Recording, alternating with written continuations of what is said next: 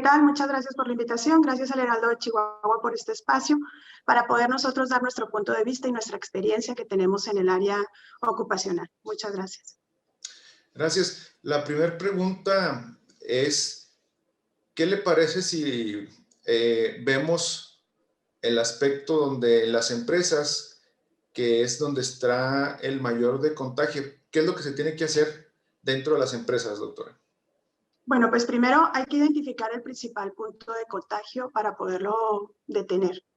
Básicamente aquí tendríamos que definir las empresas en empresas grandes y empresas chicas. Es diferente hablar de una empresa manufacturera, de una empresa metalmecánica, de una empresa maquiladora que tiene 3,000, 4,000 empleados a una empresa pequeña, vamos a decir un despacho de contabilidad donde los empleados son cerca de 20.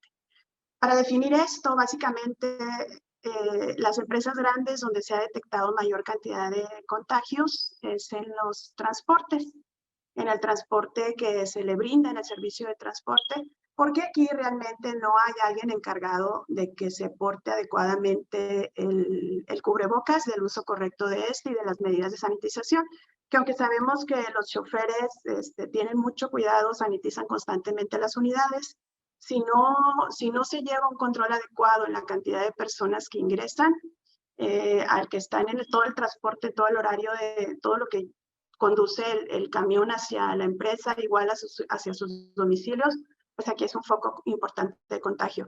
De la misma manera, los ingresos y los egresos a las plantas también es un foco de contagio, porque hasta ahorita muchas empresas no han cambiado ni han distribuido el horario de entrada. Entonces, en cada cambio de turno se juntan las personas que van a entrar y las personas que van a salir. Y de la misma forma, también en las empresas pequeñas, gran parte del contagio es en el área de comedor. Cuando tienen un área de comedor común, entran 2, 3 personas a comer, son oficinas regularmente pequeñas, se quitan el cubrebocas para poder comer y esto es donde puede haber, así como el préstamo de equipo de cómputo que tenga que usar diferente personal, herramientas de trabajo, algunos insumos que se tienen que estar pasando entre varias personas en el turno, y si no se lleva una adecuada sanitización, es un contagio, así como áreas comunes, como por ejemplo los sanitarios, las áreas de descanso, las áreas de recreación, todo eso es también una forma que si no tenemos la medida correcta es un punto de contagio importante. Muy bien. Es algo extremadamente importante comentar y bueno, usted fue una de las que participó en la tarea que hicimos en entregar a gobierno del estado una programa o una estrategia. Entre ellos venía en la nueva normalidad la reinserción a las empresas en base a los aforos, porcentajes en base al semáforo. Pero aquí también tengo una pregunta que necesitamos hacerla. Es en relación a qué filtros se deben de implementar para evitar esta propagación del virus para el beneficio de los trabajadores y de la propia empresa. Desafortunadamente, con los resultados que tenemos, que seguimos en semáforo rojo y cada vez más contagios, nos queda claro que no son eficientes. Se piensa que el tomar temperatura al inicio de turno, la saturación de oxígeno, es suficiente, pero no es así. Desafortunadamente o afortunadamente de los pacientes contagiados, ni siquiera el 20% presentan fiebre o presentan tos. Entonces eso hace que en los filtros puedan entrar personas que ya son portadoras del virus a contagiar a la demás gente. Pienso que aquí lo primero que debe hacer, debe haber una muy buena comunicación entre recursos humanos y el empleado para poder hacerles saber y que quede bien claro que ante cualquier síntoma deben dejar de ir a trabajar ese día, deben avisar a la empresa y de la misma forma, si yo tengo a alguien contagiado en casa que ya esté completamente confirmado que es COVID o que tan solo tenga síntomas claves como perder el olfato o el gusto, que es muy característico, no se compara nada con perder el gusto o el olfato con COVID, es total y absoluto. Se puede estar quemando el domicilio y no nos damos cuenta porque el olfato se pierde absolutamente, es diferente a una alergia a algo similar. Entonces, desde ahí que Recursos Humanos implemente le haga saber al empleado que si hay alguien con COVID en su casa, no debe ingresar, que si tiene dolor de cabeza intenso, cansancio intenso, evacuaciones diarreicas, no debe ingresar, y conciliar la forma de hacer esto posible, porque desafortunadamente muchas empresas toman las pruebas rápidas como para definir si alguien tiene o no la enfermedad, y recordemos que las pruebas rápidas para poder obtener un resultado positivo es a partir del día 12 de síntomas. Entonces, si mi paciente, si mi empleado pierde el olfato hoy y yo le hago una prueba rápida mañana, obviamente va a salir negativa, lo que va a permitir que yo como empresa me confíe, que el empleado se confíe y se siga transmitiendo la enfermedad. De la misma forma, el PCR para poder obtener un resultado positivo, que es una prueba que igual tiene un porcentaje de falla, aunque es la más específica, tiene un porcentaje de falla hasta el 60%. Entonces, si mi empleado pierde el olfato hoy y yo le hago la prueba PCR mañana, los resultados van a llegar en 2 días, obviamente me va a salir negativa, lo voy a aislar 3 días y el cuarto día cometo el error de regresarlo, que es cuando empieza ya el periodo más contagioso. Entonces, los filtros principales que deben aplicarse es la comunicación efectiva entre recursos humanos y el personal para que pueda identificar todos los signos, no nada más fiebre y tos, insisto, dolor de cabeza, cansancio, dolores generalizados, afectación en todo el estado general, diarrea, náusea, vómito, pérdida de apetito, para cualquier ese síntoma poderlo diagnosticar. Y si hay alguien en mi familia que ya está positivo o tiene síntomas francos, tengo que avisar a la empresa y la empresa debe resguardar que no pueda yo entrar a laborar para no contagiar a más al resto del personal. Creo que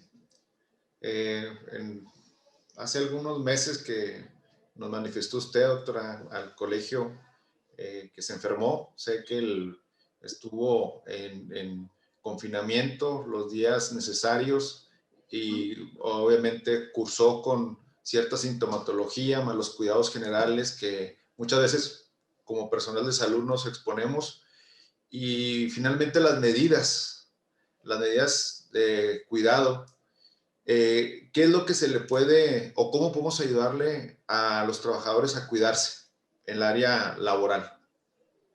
Bueno, yo pienso que primero hay que empoderar al empleado de saber que la salud, el más interesado en la salud debe ser él y nadie más. Sí, como patrón, los patrones tienen responsabilidad de cuidar su salud, pero si yo como paciente no me hago responsable de mi salud, las consecuencias, al final de cuentas, la que va a terminar pagando todo soy yo. Es importante saber, como lo hemos platicado muchas veces, el virus no se va a ir, el virus llegó para quedarse y ahorita es COVID, después puede ser otro. Y obviamente ya lo vimos, los pacientes diabéticos, hipertensos, obesos, que tienen malos hábitos alimenticios, malos hábitos de sueño, que no tienen una buena salud mental, van a seguir enfermándose. Y son a los que peor les va. Entonces son los que más se tienen que cuidar. Los cambios deben iniciarse desde ahorita, hacer una vida más saludable, alimentarse mejor, comer mejor, tener actividad física y sobre todo cuidarse. Tenemos que aprender a cuidarnos también nosotros. De nada les sirve a la empresa, a la industria, hacer el esfuerzo de todas las medidas de control, de todo lo que se tiene que hacer. Si llega el domingo y me voy a la nevería y traigo a los niños ahí conmigo comiendo nieve afuera, si llega el domingo y voy y visito a mi mamá, donde están mis 3 sobrinos, que son niños que todo el día corren a un lado a otro, que no tienen control, más mi hermana, más mis otros 4 primos, ese es el problema, que mientras no seamos responsables, tenemos que entender que el transmisor del virus puede ser mi hijo y va a pasar completamente asintomático. Los niños son maravillosamente y tiernamente y encantadoramente asintomáticos. Son muy dependientes de atención. Si yo llevo a que mis hijos me los cuide mi mamá, es muy posible que ellos pasen asintomáticos y la contagien y de ahí se agarre todo el contagio. Entonces tenemos que, más que nosotros ayudar a cuidar, más que los demás ayudar a cuidarnos, tenemos que ser responsables de nosotros. Es muy triste y muy lamentable que cada día lleguen los pacientes y me digan, ay doctora, es que si no lo hubiera llevado al viaje, Ay, doctora, es que si no la hubiera ido a visitar el domingo. Y así cae primero la mamá, y luego viene la hermana, y luego el primo, y luego el abuelo, y no podemos frenar el contagio porque no hacemos caso de que mi familia con la que puedo estar en contacto y a la que me puedo acercar es la que vive en mi casa, nada más. Si alguien vive en otra casa, no puedo estar en contacto porque voy a transmitirle el virus. Y si es muy imprescindible que yo vaya a visitarlos o a tener algún trato por la cuestión emocional, que están muy solitos y tengo siempre con sana distancia, con cubrebocas, tanto ellos como yo, sanitizando el área donde entro y donde salgo. El problema es eso, doctor, por eso el semáforo no cambia, porque seguimos yendo a las carnes asadas, a visitar a mi mamá, a mi abuelita los fines de semana, y toda la familia uno a uno cae. Por ejemplo, el novio de mi hija viene la visita, él trae el virus, empieza toda mi familia, luego mi hija recibe una visita de una amiga y esta amiga va a infectar a toda su familia y son contagios que no podemos parar. Entonces, respondiendo a su pregunta, tenemos que empoderarnos cada uno de nuestra salud, tenemos que usar adecuadamente el cubrebocas, de a verdad, un cubrebocas que proteja, de preferencia tricapa, que cubra, porque luego muchas empresas han cometido el error de para vender la marca traen sus cubrebocas con su logo y traen la nariz de fuera, les quedan grandes en las orejas, eso no se pueden hacer de tamaño. Entonces, es muy diferente un hombre de cabeza grande que una mujer de cabeza pequeña y realmente son cubrebocas que no sirven. Entonces, hay que usar un cubrebocas de calidad. Son muy económicos los tricapa y son realmente efectivos y utilizarlos para cada vez que tengamos que salir de la casa, mi cubrebocas. Así es, el cubrebocas es el de nivel quirúrgico de 3 capas que se le conoce como KN98. Es el azulito que conocemos. Todos los demás no tienen cumplen con ciertos niveles que solicitan de medidas necesarias para evitar la propagación del virus. Doctora, yo creo que lo que se mencionó ahorita es muy importante, la responsabilidad nosotros como ciudadanos, no lo estoy diciendo como médico, sino como ciudadano, de mantener tu casa aislada, sanitizada, lo que mencionó sobre la familia.